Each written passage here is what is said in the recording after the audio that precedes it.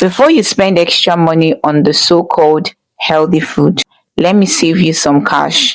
One thing I wish that more people knew is that just because a food says healthy doesn't automatically means that it is healthy. Some cereals are marketed as healthy, but they are loaded with sugar that your body doesn't need.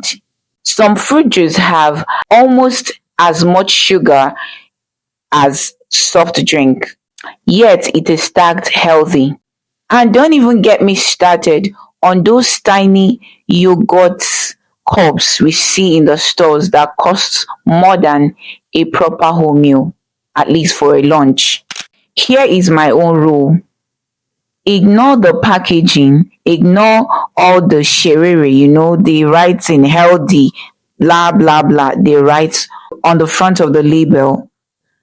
Check the ingredient list if you must buy.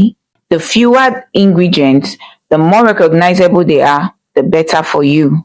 Remember, healthy eating is not about buying expensive foods, it's about making smarter choices.